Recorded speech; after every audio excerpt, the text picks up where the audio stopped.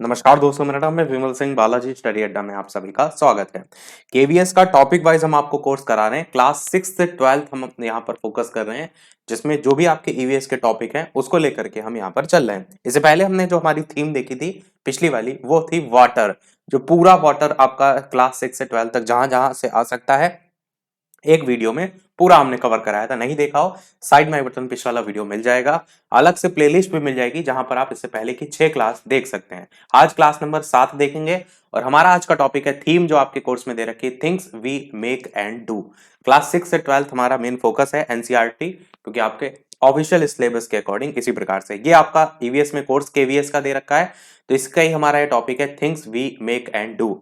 अब देखिए, ये थोड़ा सा टॉपिक जो है काफी बड़ा है, इसलिए हम इसको 2 वीडियो में देखेंगे। आज हम देखेंगे बेसिकली आधा हिस्सा, जिसमें 2 क्लास है आपकी, 6th क्लास 7th क्लास पूरी कवर होंगी, और बाकी 8th 9th 10th जो भी आपका बाकी बचा हुआ है वो एक सिंगल क्लास एक अलग से हम कराएंगे, उसमें हम सारी चीजें आपको फिनिश करा देंगे।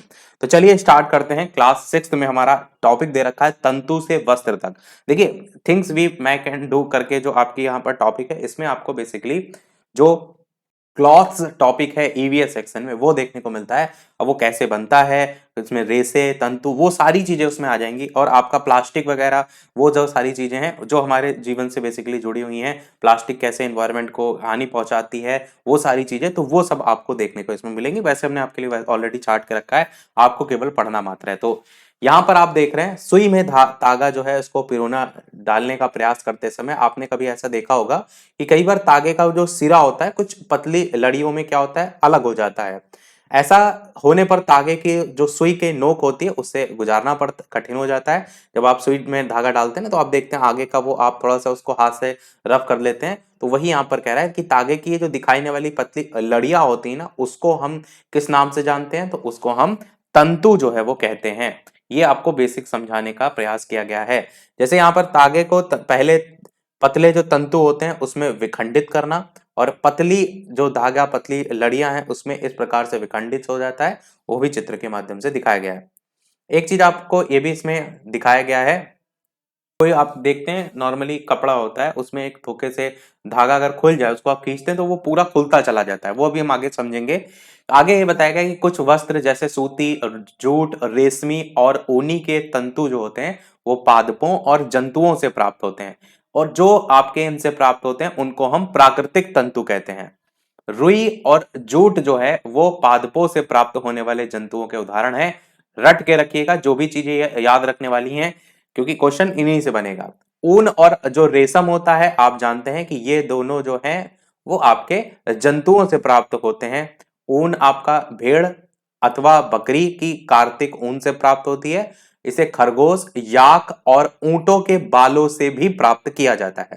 तो ये याद रखने वाला है, क्योंकि आप जानते हैं भेड़ और बकरी से ऊन तो आप सभी जानते हैं, पर खरगोश, याक और ऊंटों के जो बाल हैं उनसे भी इसको प्राप्त किया जाता है। रेशमी जो तंतु हैं वो रेशम कीट कोकून से खींचा जाता है। वो आपको यहाँ पर पता होना चाहिए कि रेशम भी तो बनाया जाता है, तो वो रेशम के कीड़े जो होते हैं उनको पाला जाता है। तो रेशमी तंतु रेशम कीट कोकून से खींचा जाता है। तो बेसिक हमने समझा प्राकृतिक और आपका जो जंतुओं से प्राप्त होने वाला तंतु है। हजारों वर्ष तक वस्त्र निर्माण के लिए केवल प्राकृतिक तंतुओं का ही आप यूज होता हुआ देखते आ रहे थे। पिछले लगभग 100 वर्षों से आपको देखने को मिलेगा कि ऐसे रासायनिक पदार्थ जिनका स्रोत पेड़ पौधे अथवा जंतु नहीं है, उनसे भी तंतुओं का निर्माण जो है वो अब किया जाने लगा है। अभी हमने देखा पीछे कि पादप और जंतु, इनसे हमें प्राप्त हो रहा है तंतु, परंतु अब एक और स्टेप हम आगे बढ़ रहे हैं कि जो आपका इन दोनों में भी ना है, तो उनसे जो तंतुओं का निर्माण किया जा रहा है उसे हम संश्लिष्ट तंतु के नाम से जो है वो जानते हैं। जिसमें आपके कुछ उदाहरण जो आपको एकदम रटने हैं, पॉलिएस्टर, नायलॉन और एक्रिलिक, ये सभी संश्लिष्ट तंतुओं के उदाहरण हैं। मोस्ट इंपॉर्टेंट है, अगर क्वेश्चन बनेगा तो आपसे बन सकता है कि इनमें से कौन सा संश्लिष्ट तंतुओं के उदाहरण में आता है या नहीं आता है। तो पॉलिएस्टर, नायलॉन और एक्रिलिक संश्लिष्ट तंतुओं के उदाहरण में आता है। अब कुछ पादप तंतुओं की बात करते हैं। हमने सबसे पहले समझा कुछ पादप तंतु, उसके बाद जो जंतु से प्राप्त होने वाले, और फिर उसके बाद संश्लिष्ट। तो पादप तंतु जो है आपने देखा है, उसमें सबसे अच्छा एग्जाम्पल रुई का है। तेल के जो लैंप होते हैं उसमें आप बत्तियां देखते हैं बनाई जाती हैं। इस रुई का उपयोग आप गद्दों में, रजाइयों में और तकियों में भी जो है वो करते हैं। तो जो कपास होते हैं वो किससे बने होते हैं? तो तंतुओं से आपके बने होते हैं। और साधारणतः कपास के पौधे वहां उगाए जाते हैं जहां की मृदा काली और जलवायु जो है वो आपकी उष्ण होती है।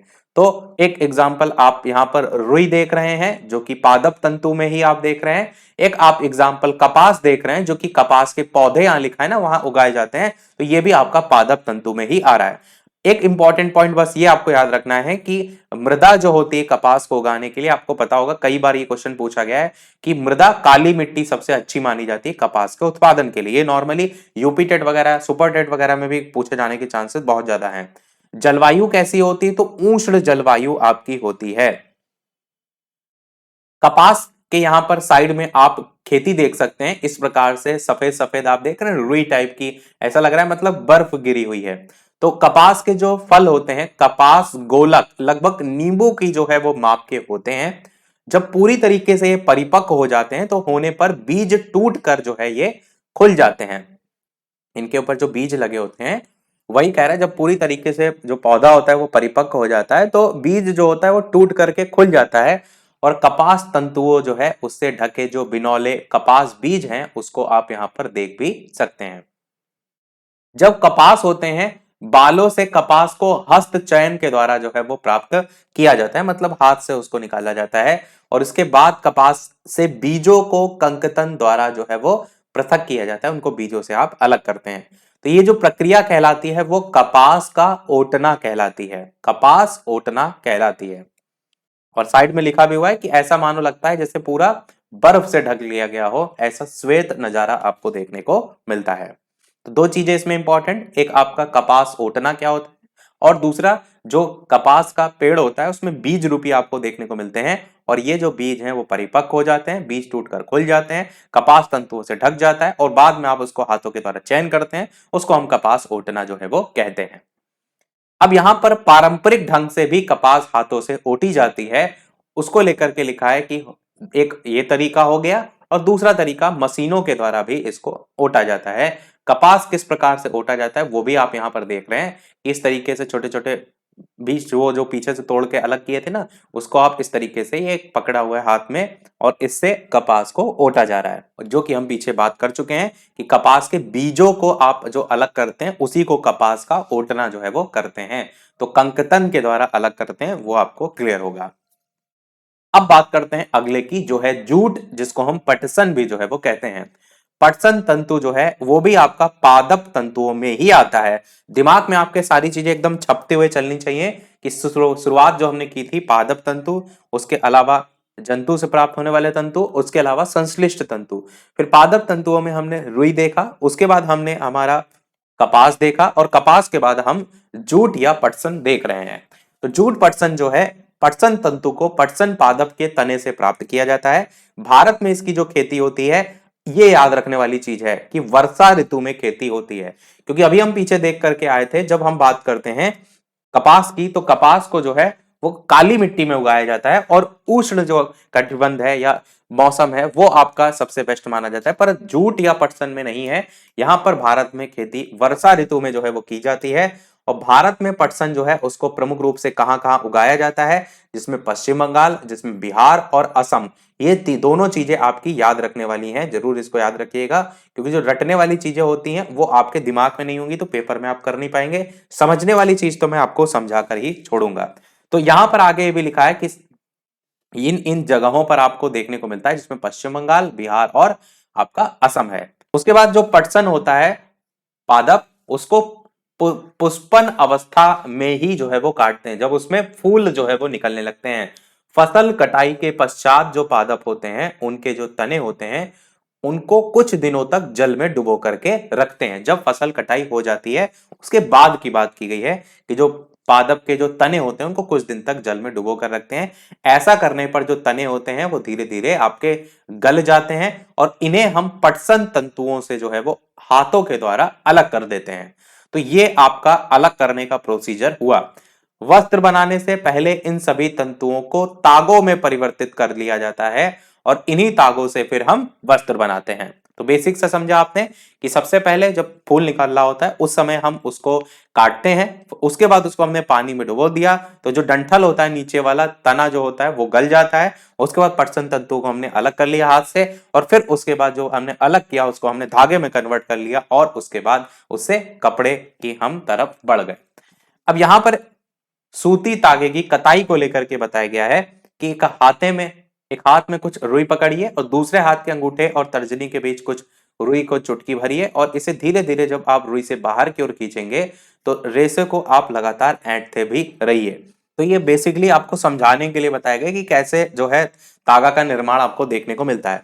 देखिए, कताई के लिए सरल युक्ति हस्त तकुआ का यूज किया जाता है। आपने देखा होगा गांव वगैरह में एक हाथ में वो पकड़े रहते हैं, उसी से जो है वो बनाते हैं, जिसको हम तकली जो है वो कहते हैं। और हाथ से प्रचलित जो कताई होती है उसमें उपयोग होने वाला एक अन्य युक्ति होती है जिसको हम चरखा कहते हैं, जो कि आपने देखा भी होगा कई बार, जिसका चित्र आप आगे यहाँ पर देख भी सकते हैं। ये जो है आपका चरखा हो गया।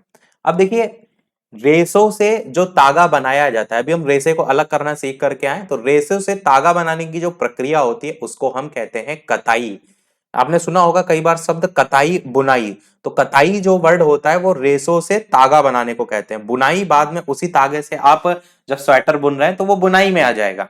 तो बेसिक स्ट्रक्चर समझ रहे हैं। आगे कह रहा है इस प्रक्रिया में रुई जो है उसके एक पुंज से रेसों को खींच कर ऐंठते हैं, और ऐसा करने से रेसे आसपास आ जाते हैं और तागा आपका जो है वो बन जाता है। तो तागा बनता कैसे है वो आपके समझने के लिए है, पर ये जो टर्म है जैसे कताई हो गया, जैसे तकली हो गया, ये आपको याद होने चाहिए।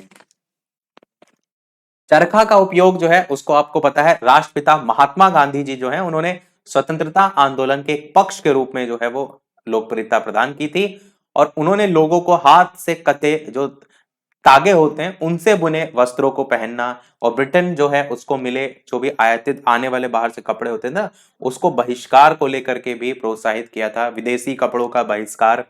खादी के प्रचलन को बढ़ावा देने के लिए भारत सरकार ने 1956 में एक संगठन का निर्माण किया था, और मोस्ट इंपॉर्टेंट है, इसको एकदम रट करके रखिएगा। उस संगठन का नाम क्या है? वो नाम है आपका खादी और ग्रामोद्योग आयोग।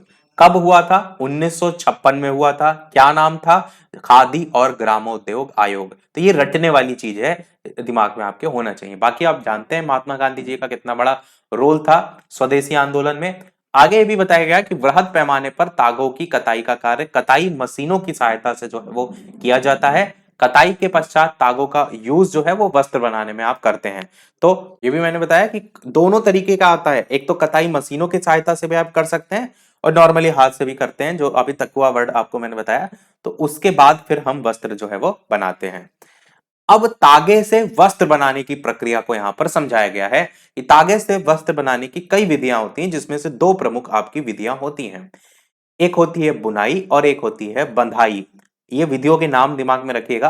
बुनाई आप जानते हैं कि वस्त्र तागों के दो सेट हो जिन्हें एक साथ व्यवस्थित किया जाता है, उससे मिलकर के जो है वो बनते हैं। तागों के जो दो सेट होते हैं उनको आपस में व्यवस्थित करके वस्त्र आपका बनाने की जो प्रक्रिया होती है उसी को हम बुनाई या वीविंग कहते हैं।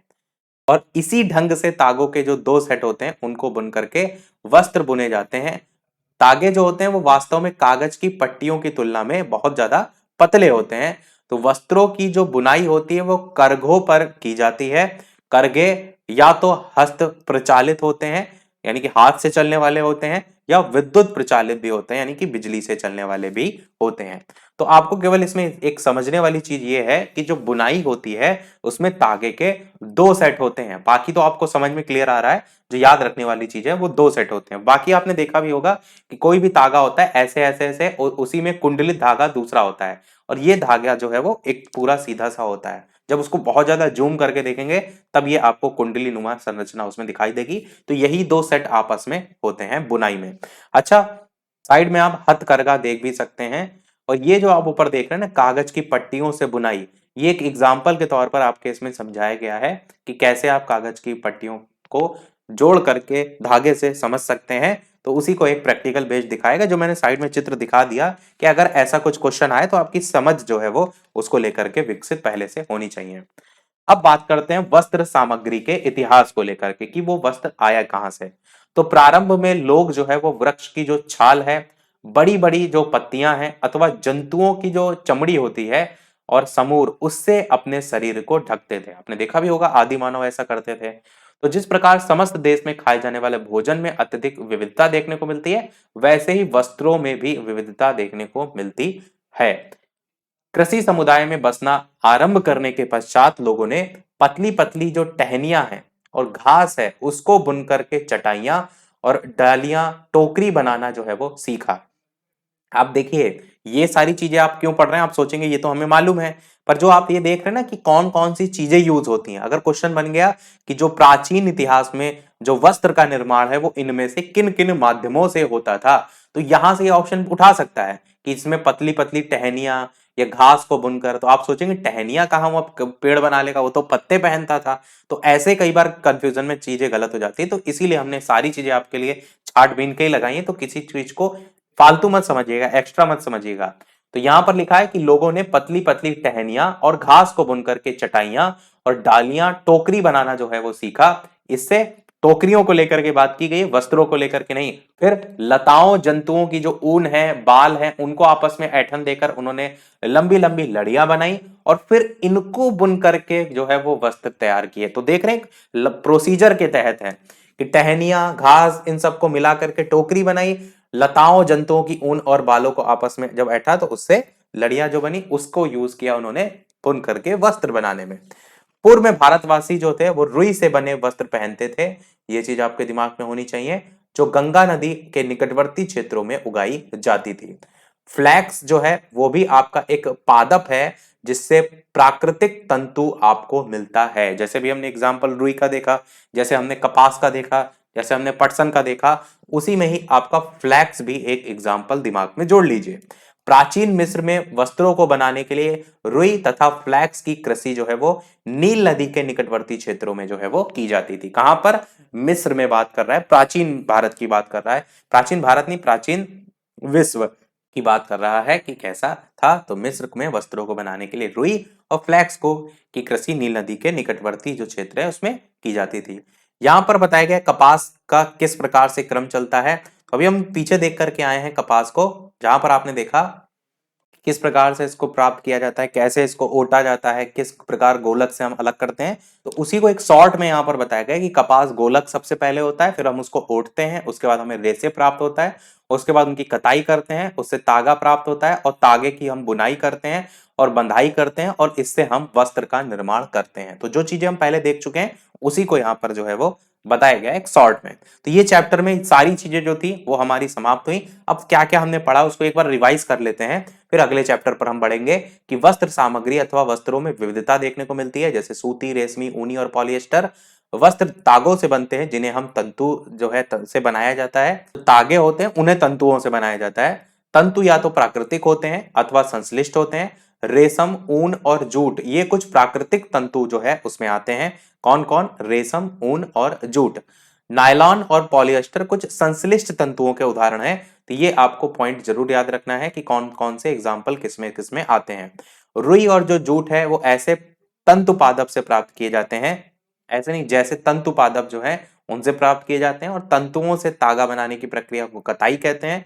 तागा की बुनाई दो टाइप से होती है जिनसे हमारा वस्त्र बनता है। और ये जो सारी चीजें देख रहे हैं ना, ये केवल यहाँ बताई गई हैं, जैसे रेशम से या आपका ऊन से या जूट से, इसको डिटेल में आपके क्लास 7th में रखा गया है।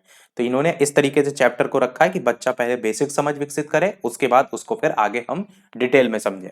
तो अब क्लास 7th में अगला चैप्टर जो है वो है रेशों से वस्त्र तक, इसको हम देखते हैं। वीडियो जितने भी लोग जुड़ते जा रहे हैं, देख रहे हैं, सभी लोग लाइक सभी लोग अवश्य कर दीजिएगा, या बाद में भी आप देख रहे हैं, क्योंकि ढेर सारी हम मेहनत करके सारी चीजें छाट बीन कर आपके लिए ला रहे हैं। तो एक लाइक तो आपका वीडियो पर बनता ही है, और शेयर कर सकते हैं तो शेयर भी कर दीजिएगा ताकि और लोग तक वीडियो पहुंच सके। तो देखिए, रेशों से वस्त्र तक की अगर बात करते हैं तो जंतुओं से प्राप्त किए जाने वाले रेशों को हम जांतव रेशे कहते हैं। ऊन के जो रेशे होते हैं वो आपके फाइबर यानी भेड़ अथवा याक के बालों से प्राप्त किए जाते हैं। इसमें चैप्टर में आपको बहुत इंपॉर्टेंट चीजें भी आगे देखने को मिलेंगी। तो ऊन के जो रेशे होते हैं वो भेड़ अथवा याक के बाल, ये दोनों भी ध्यान रखिएगा। आप जानते हैं ऊन जो है भेड़ से तो मिलती है, याक जो है ये याद रखने वाला है। रेशम के फाइबर रेशम कीट के कोकून से प्राप्त होते हैं। रेशम के जो फाइबर होते हैं वो रेशम कीट के कोकून से जो है वो प्राप्त होते हैं। रेशम के फाइबर से रेशम कैसे बनाया जाता है वो हम आगे समझते हैं। तो ये आपको क्लियर होना चाहिए कि रेशम का जो फाइबर होता है वो रेशम कीट जो होता है, रेशम का जो कीड़ा होता है उसके कोकून से हमें प्राप्त होता है। तो जानतब रे से आपका ऊन और रेशम, आपको यहां पर दो पॉइंट देखने को मिल रहे हैं जिसमें ऊन की हम सबसे पहले बात करते हैं। तो भेड़, बकरी, याक मैंने बताया याद करने के लिए, और कुछ अन्य जंतुओं से हमें ऊन जो है वो मिलती है। ऊन प्रदान करने वाली इन जंतुओं के शरीर जो होते हैं वो बालों से ढके होते हैं, जो कि आप यहां पर घने बालों वाली भेड़ जो है वो देख सकते हैं। इन जंतुओं के आवरण पर बालों की मोटी परत आपको क्यों देखने को मिलती है? बालों के बीच अधिक मात्रा में जो होता है वो वायु आसानी से भर जाती है।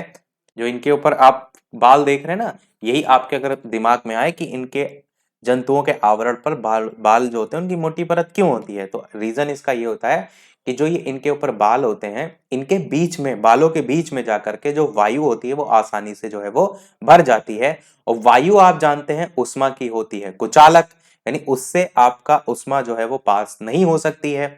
तो बाल क्या होता है, वो इन जंतुओं को गर्म रखती है। तो ऊन इन रोएदार रेशों से ही हमें प्राप्त होती है। और आप जो कपड़े पहनते हैं ऊन के बहुत से बनाए जाते हैं। बेसिक से एक पॉइंट पता होना चाहिए कि वो इनके शरीर को जो है वो गर्म रखती है। और कैसे रखती है, क्योंकि वायु जो होती है वो कुचालक होती है। अंदर अगर हवा भरी है इसमें, तो बाहर से आने वाली जो वायु होगी वो उसको पास करके शरीर तक नहीं पहुंच पाएगी। तो यही रीजन होता है। हमारी ही तरह भेड़ की रोएदार जो त्वचा होती है उस पर भी दो प्रकार के रेशे होते हैं। एक आपका दाढ़ी के रूखे बाल, और त्वचा के निकट जो स्थित तंतु रूपी मुलायम बाल। दो टाइप के आपको यहाँ पर बाल देखने को इसमें मिलते हैं। तंतु रूपी जो बाल होते हैं वो ऊन यानी कार्तिक ऊन बनाने के लिए रेशे जो है वो प्रदान करती है। कौन सा? तंतु रूपी जो बाल होते हैं वो। और भेड़ की कुछ नस्लें ऐसी होती हैं जिनमें केवल और केवल तंतु रूपी मुलायम बाल ही होते हैं। इनके जनकों का विशेष रूप से ऐसे भेड़ों को जन्म देने के लिए जो है वो चयन किया जाता है। ध्यान दीजिए, जब हमें तंतु रूपी जो बाल है इससे ही ऊन मिल रही है, कार्तिक ऊन तंतु रूपी बाल जो है वही हमें प्रदान करा रहे हैं। और जिन भेड़ों में केवल और केवल तंतु रूपी बाल ही होंगे वो ज्यादा बेनिफिशियल होंगे। तो इसीलिए यहां पर लिखा है कि इस प्रकार की जो भेड़ें होती हैं उनके जो जनक होते हैं उनका विशेष रूप से ऐसी भेड़ों को जन्म देने के लिए चयन जो है वो किया जाता है, जिसको हम ब्रीडिंग कहते हैं। और उसी प्रकार की हम भेड़ जो है आगे उसको चलाते हैं। तो जिनके शरीर पर आपका क्या कह रहा है, सिर्फ मुलायम बाल हो। मुलायम मतलब यही तंतु रूपी बालों की लेकर के बात की गई है। तंतु रूपी मुलायम बाल जैसे विशेष गुणयुक्त भेड़ें उत्पन्न करने के लिए जनकों के जो ये चयन किया जाता है, इस प्रक्रिया को क्या कहते हैं, तो वर्णात्मक प्रजनन का नाम दिया जाता है। जो इस प्रकार की भेड़ें आप जनन के लिए जो है वो तैयार करते हैं, तो उसको हम वर्णात्मक प्रजनन का नाम जो है वो देते हैं। ऊन प्रदान करने वाले जंतुओं में कौन कौन से हैं, तो बकरी के बालों से भी ऊन हमें मिलता है, इस चीज को ध्यान रखिएगा। अंगोरा ऊन मोस्ट इंपॉर्टेंट है, इसको कई बार पूछा जा चुका है कि अंगोरा ऊन को अंगोरा नस्ल की जो बकरियां होती हैं उनसे जो है वो प्राप्त किया जाता है। अंगोरा ऊन को अंगोरा नस्ल की बकरियों से प्राप्त किया जाता है। कहां पर आपकी ये पाई जाती हैं, तो जम्मू कश्मीर के पहाड़ी क्षेत्रों में जो है ये पाई जाती हैं। उसके बाद बात करते हैं कश्मीरी बकरी। इनकी जो त्वचा होती है उसके निकट मुलायम बाल जो है वो होते हैं, किसके? कश्मीरी बकरी के। तो इनसे बेहतरीन सौले जो है वो बनाई जाती हैं। तो इनके यूजेस भी पूछे जाते हैं, और ये आपको पता है सीटेट का फेमस क्वेश्चन पश्मीना सौले कई बार आपने देखा होगा, पूछा जाता है। तो ये आपको ध्यान रखना है कि जो कश्मीरी बकरी होती हैं जिनकी त्वचा के जो बाल होते हैं, निकट मुलायम बाल होते हैं, फर होते हैं, उनसे जो सौले बनाई जाती हैं वो पश्मीना सौल कहलाती हैं। और जो अंगोरा ऊन है उसको अंगोरा नस्ल की बकरियों से प्राप्त किया जाता है। भेड़ों की जो ऊन है वही ऊन का एकमात्र स्रोत नहीं होता है। याक की ऊन जो होती है वो तिब्बत और लद्दाख में बहुत ज्यादा प्रचलित है, तो इसको याद रखिएगा। तो ये बेसिकली जो पूरा पेज देख रहे हैं मोस्ट इंपॉर्टेंट है क्वेश्चन बनने के लिहाज से, चाहे वो ये वाला पॉइंट हो चाहे वो आपका ये वाला हो। तो याद रखिएगा, स्थिति भी जरूर ध्यान रखिएगा। एक आपका अंगोरा बकरी, नीचे आप देख सकते हैं, ये आपकी हो जाएगी नॉर्मल बकरी, ये हो जाएगा आपका याक। तो बहुत इंपॉर्टेंट है, मैं स्पेशली आपसे कह रहा हूं कि यहां से क्वेश्चन आपके बनने के चांसेस रहेंगे। और ये भी बहुत ज्यादा दोनों इंपॉर्टेंट है कि ऊंट के शरीर के बालों का उपयोग भी ऊन के रूप में किया जाता है। ध्यान रखिएगा, ऊंट के जो बाल होते हैं उनका भी यूज किया जाता है। और दक्षिण अमेरिका में पाए जाने वाले आपका लामा और आपका एल्पेका, इनसे भी ऊन प्राप्त होती है। तो ये रहा आपका लामा, ये रहा आपका एल्पेका, और ये रहा आपका ऊंट। तीनों से आपका ऊन प्राप्त होती है। तो दिमाग में एकदम क्लियर रखिएगा, ऊन ऊंट से भी मिलती है, लामा से भी मिलती है, और एल्पेका। और कहां पाए जाते हैं लामा और एल्पेका? तो दक्षिण अमेरिका में जो है आपके ये पाए जाते हैं। मोस्ट इंपॉर्टेंट है, तीनों के नाम जरूर याद रखिएगा।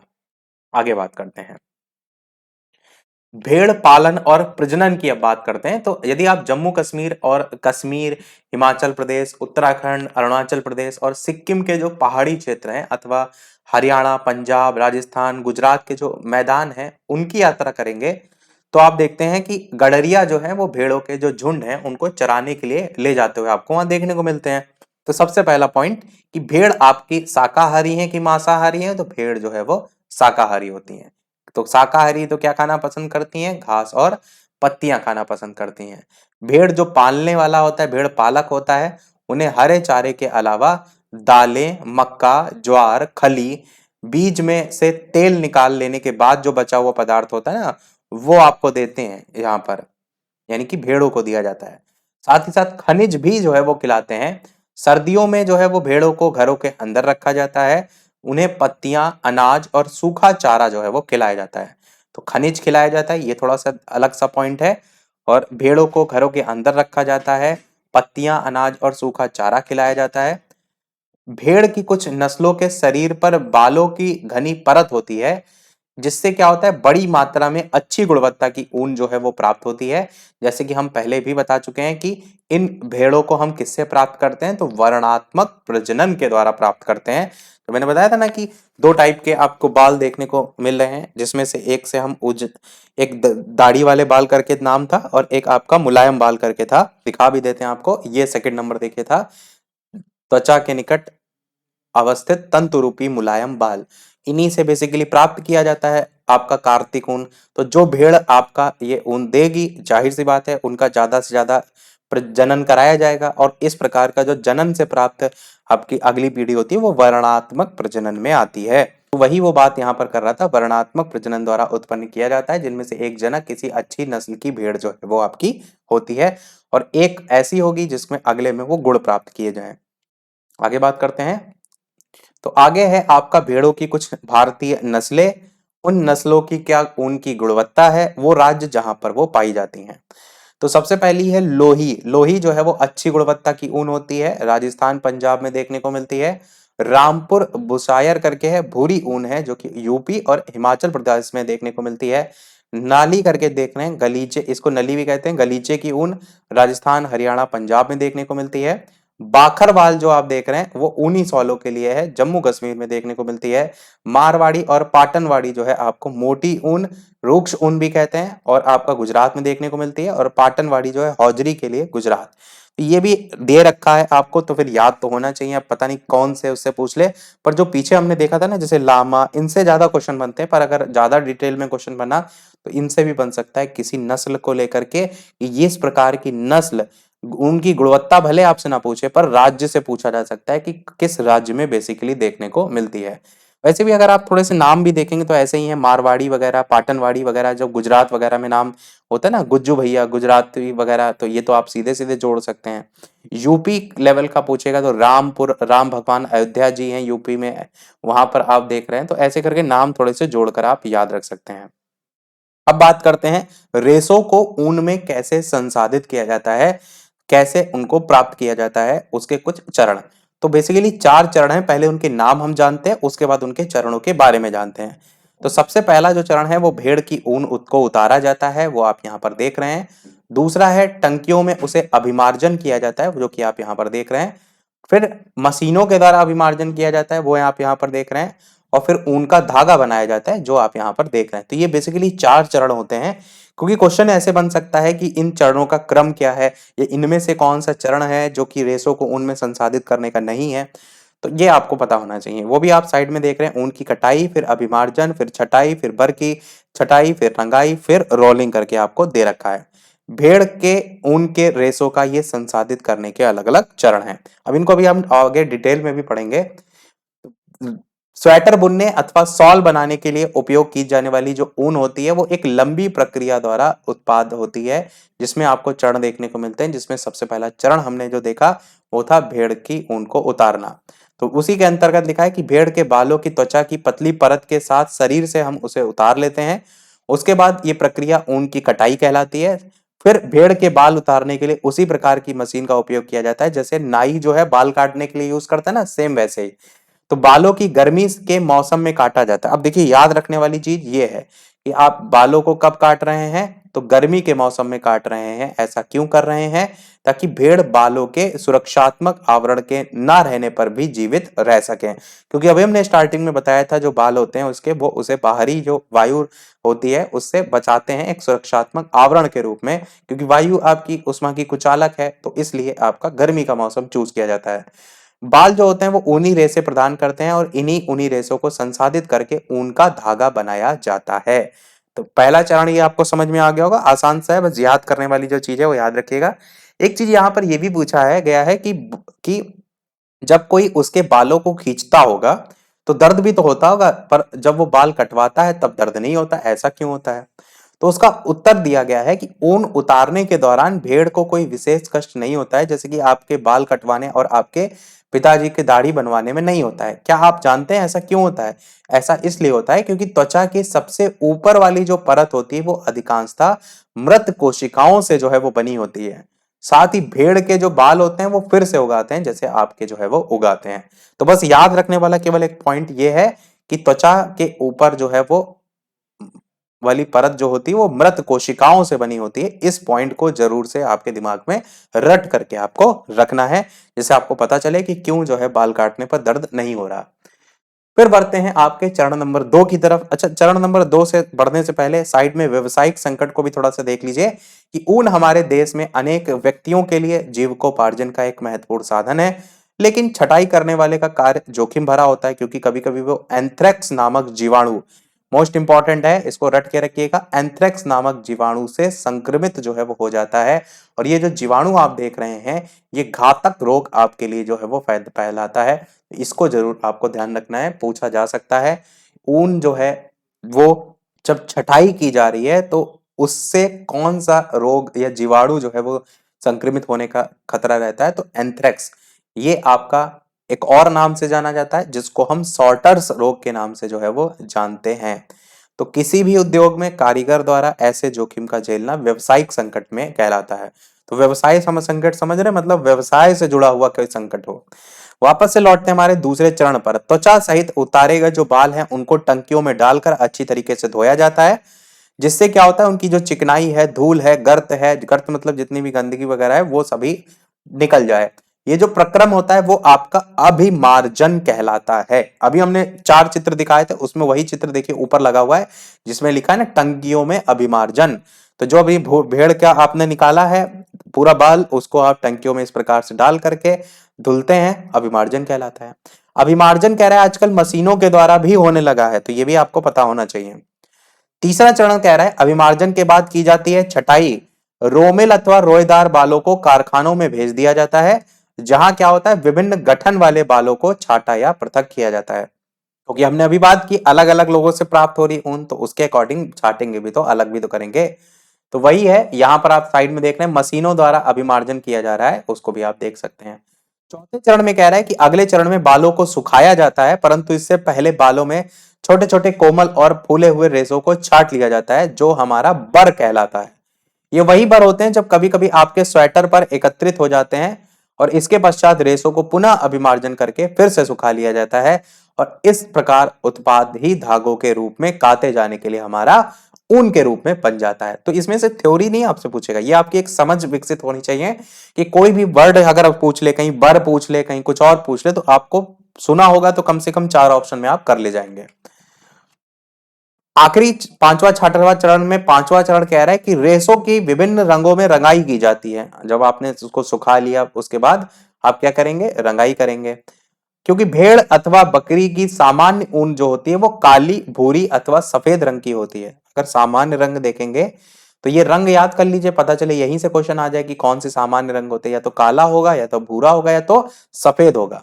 क्वेश्चन बन सकता है कि सामान्य जो है वो रंग कौन सा आपका भेड़ अथवा बकरी के ऊन में जो है वो नहीं होता है, तो वहां पर यही 3 ऑप्शन और चौथा कोई और कलर दे देगा। तो आपको पता होना चाहिए काली, भूरी और सफेद होती है। अंतिम चरण जो होता है उसको हम कहते हैं रोलिंग। अब रेशों को सीधा करके सुलझाया जाता है, फिर लपेट कर उनसे धागा बनाया जाता है और लंबे रेशों को काट करके स्वेटर की ऊन के रूप में आप अपेक्षाकृत छोटे रेशों को काट करके ऊनी वस्त्र बनाने में उपयोग जो है वो करते हैं। तो वही यहाँ साइड में ऊन का धागा बना करके बनाते हुए दिखाया भी गया है। आगे बात करते हैं अब रेशम की। ये हमारा रेशम जो है उसके रेशे भी जो है आपके जांतव रेशे होते हैं, यानी जंतुओं से प्राप्त होते हैं। अभी स्टार्टिंग में हमने समझाया था आपको।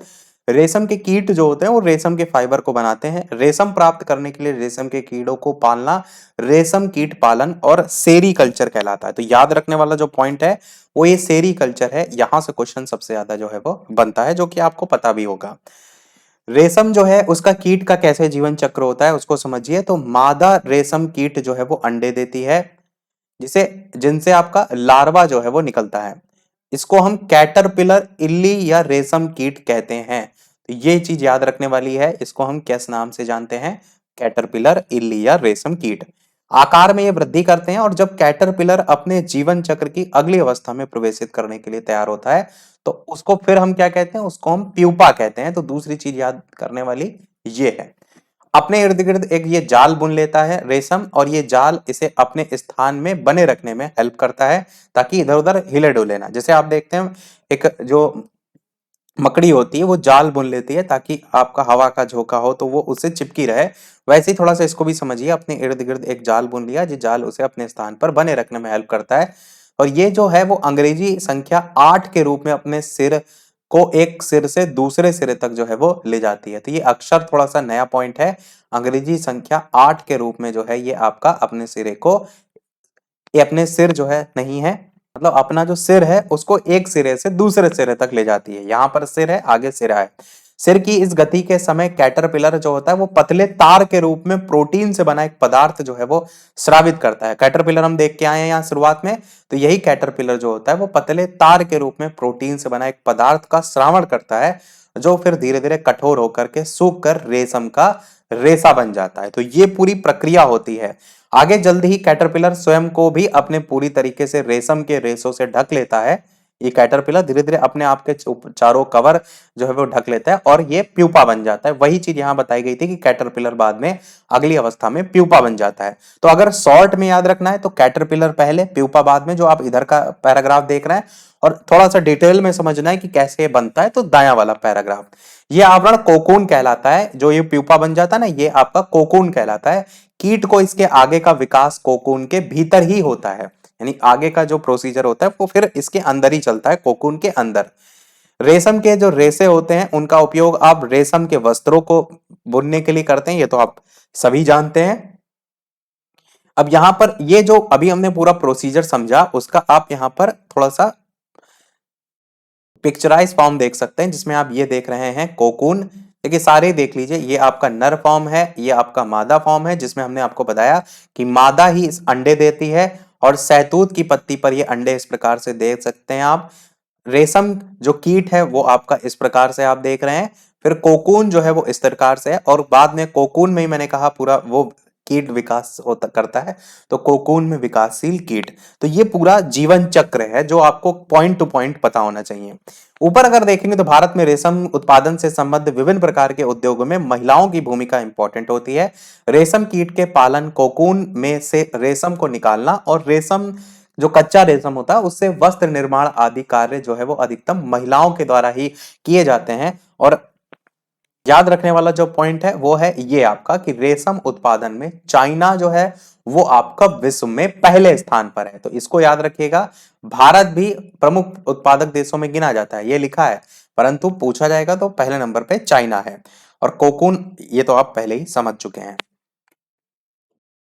कोकून से रेशम तक के सफर को बात की गई कि रेशम प्राप्त करने के लिए रेशम कीटों को पाला जाता है और उनके कोकून को एकत्रित करके रेशम के फाइबर जो है वो आपके प्राप्त किए जाते हैं। रेशम कीट पालन जो होता है उसमें बताया गया कोई मादा के रेशम कीट एक बार में सैकड़ों अंडे देती है। तो दूसरी चीज याद करने वाली यह है कि इनके अंडों की संख्या। उसके अलावा यहाँ पर साइड में चित्र भी आप देख सकते हैं, मादा रेशम कीट और उसके अंडे। अंडों को सावधानी से कपड़ों की पट्टियों अथवा कागज पर संग्रहित करके रेशम कीट जो पालक होते हैं उनको बेचा जाता है। ये जो पालक होते हैं या जो किसान होते हैं वो अंडों को स्वास्थ्यकर स्थितियां, उचित ताप और आर्द्रता की अनुकूलतम या अनुकूल स्थितियों में जो है वो रखते हैं। अंडों को उपयुक्त ताप तक गर्म रखा जाता है जिससे अंडों में से लार्वा जो है आपका निकल आए। तब ये जो किया जाता है, यानी ये तब किया जाता है जब सहतूत के वृक्षों पर नई पत्तियां आपको देखने को मिलती हैं। मैंने अभी पीछे आपको एक चित्र दिखाया था जिसमें आपको मैंने दिखाया था कि सहतूत की जो पत्तियां हैं इस पर ही आपका ये अंडे देती हैं। ये आप देख रहे हैं सी वाला जो आप यहां पर देख रहे हैं ना, सहतूत की पत्ती पर अंडे, तो यही है। इस पर जब नई पत्तियां आ जाती हैं, वही चीज यहां पर बताया गया है कि वृक्षों पर जब नई पत्तियां आ जाती हैं तब ऐसा किया जाता है कि इनसे अंडों में से लार्वा जो है वो निकल आए। इतना उपयुक्त टेम्परेचर तक इनको गर्म रखा जाता है। लार्वा जो है वो कैटरपिलर और रेशम जो है वो कीट कहलाता है। लार्वा जो होता है वो कैटरपिलर अथवा रेशम कीट जो है वो कहलाता है। ये दिन रात खाते रहते हैं और साइज में काफी बड़े हो जाते हैं। यहां पर साइड में सहतूत की पत्ती को लेकर के बताया गया है। सहतूत के वृक्ष में लार्वा को सहतूत की ताजी कटी पत्तियों के साथ बांस के स्वच्छ ट्रे में रखा जाता है। 25 से 30 दिन के बाद कैटरपिलर खाना जो है वो बंद कर देते हैं और कोकून बनाने के लिए वो बांस के बने छोटे छोटे जो कक्ष होते हैं उसमें चले जाते हैं। ये दिन आप याद रख सकते हैं, अवधि 25 से 30 दिन की होती है। उसके अलावा इनको ट्रे में छोटी रैक या टहनियां जो है वो रख दी जाती हैं उसी ट्रे में जिसमें कोकून जुड़ जाते हैं और कैटरपिलर अथवा रेशम कीट जो है वो कोकून बनाते हैं। वो कोकून आप साइड में देख सकते हैं। इसके भीतर प्यूपा भी जो है आपका विकसित होता है। ये तो हो गया इनका प्रोसीजर। अब लास्ट पॉइंट है इस वीडियो का, वो है रेशम का संसाधन। कि रेशम फाइबर प्राप्त करने के लिए कोकूनों को बड़ी ढेरी का उपयोग किया जाता है। वयस्क कीट में विकसित होने से पहले ही कोकून को धूप में रखा जाता है, पानी में उबाला भी जा सकता है, भाप में भी रखा जा सकता है। इस प्रक्रम में रेशम के जो फाइबर होते हैं वो अलग हो जाते हैं। रेशम के रूप में उपयोग के लिए कोकून में से रेशे निकालने के पश्चात इनसे धागे बनाने की जो प्रक्रिया होती है वो कहलाती है रेशम की रीलिंग। रीलिंग जो होता है वो मशीनों में किया जाता है। कोकून में से फाइबर या रेशे को निकालती है, फिर रेशम के फाइबर की कताई की जाती है जिससे रेशम के जो धागे होते हैं वो आपके प्राप्त हो जाते हैं और बुनकर द्वारा रेशम के इन्हीं धागों से वस्त्र जो है वो बुने जाते हैं। तो ये छोटा सा प्रोसीजर था जिसमें आपको जो मेन मेन पॉइंट है ये कैसे प्राप्त होता है, कहाँ से कोकून बनता है, वो आपके दिमाग में क्लियर होना चाहिए। अब हमने क्या क्या पढ़ा उसमें से कुछ पॉइंट है उनको एक बार रिवाइज कर लेते हैं। कि रेशम कीट से रेशम, भेड़, बकरी और याक से ऊन प्राप्त होती है अतः रेशम और ऊन जांतव रेशे हैं। ऊंट, लामा और अल्पेका के बालों को भी ऊन प्राप्त करने के लिए संसाधित किया जाता है। भारत में अधिकतर भेड़ों को ऊन प्राप्त करने के लिए पाला जाता है। भेड़ के शरीर से बालों को उतारकर पहले अभिमार्जन और छटाई की जाती है, फिर सुखाने के बाद उन्हें काट करके उनसे ऊन प्राप्त की जाती है। अपने जीवन चक्र में रेशम कीट रेशम के जो रेशे होते हैं उनकी कताई करके कोकून बनाते हैं। इसके अलावा कुछ और पॉइंट में अगर आप देखेंगे तो रेशम जो होते हैं वो फाइबर प्रोटीन से बने होते हैं। कोकूनों से रेशम के रेशों को अलग करके उनका संसाधन किया जाता है और फिर रेशम का धागा बनाया जाता है। इस प्रकार को रीलिंग कहते हैं, हम देख चुके हैं। और बुनकर रेशम के धागों से रेशम के वस्त्र जो है वो बुनते हैं। अब वीडियो को समाप्त करने से पहले एक प्रश्न हम आपसे भी पूछेंगे, पर एक प्रश्न जो है वो आपको हम करा देते हैं, उसके बाद एक क्वेश्चन हम आपसे पूछेंगे। पूछा गया कि इनसे ऊन प्राप्त नहीं होती है, तो अब अभी हम पढ़ गए हैं याक से भी प्राप्त होती है, ऊंट से भी, बकरी से भी, घने बाल वाले कुत्ते से बिल्कुल प्राप्त नहीं होती है, सीधे सीधे कट जाएगा। और एक प्रश्न हम आपसे भी पूछेंगे, पर उस वीडियो को समाप्त करने से पहले जो भी चैनल पर नए हो सब्सक्राइब करके अवश्य जुड़ जाइएगा और वीडियो पसंद आए लाइक शेयर भी करते रहिएगा। टेलीग्राम चैनल से नहीं जुड़े हो बालाजी स्टडी अड्डा सर्च करके जुड़ सकते हैं। तो जो हम प्रश्न आपसे यहाँ पर पूछ रहे हैं वो सही मिलान वाला पूछ रहे हैं। आप बताइएगा कि एक का जो है वो 1 2 3 4 इस प्रकार से किस क्रम से जो है ये होगा, या आप इनको सीरियल से भी बता सकते हैं कि पहले 4 आएगा या 3 आएगा या 2 आएगा या 1, क्योंकि 5 इधर है ना, तो आप 1 2 3 4 में ही बता सकते हैं। तो आप पूरा टाइप करके भी बता सकते हैं कि इसमें एक तरफ अभिमार्जन शहतूत की पत्तियां, याक, कोकून दे रखा है, एक तरफ रेशम फाइबर उत्पन्न करता है, ऊन देने वाला जो जंतु है या फिर रेशम कीट का भोजन है, और रोलिंग रीलिंग है और काटी गई ऊन की सफाई है। अपना आंसर वीडियो के मेन कमेंट में बताइएगा। लाइव टाइमिंग 2 है, दोपहर के 3 बजे, शाम के 8 बजे, तो लाइव आकर भी आप वीडियो देख सकते हैं। तो आज के वीडियो में इतने ही रखते हैं, मिलते हैं अगले वीडियो में कुछ नए प्रश्नों के साथ, नए टॉपिक के साथ। तब तक के लिए सभी को नमस्कार, जय हिंद, सभी को शुभ रात्रि।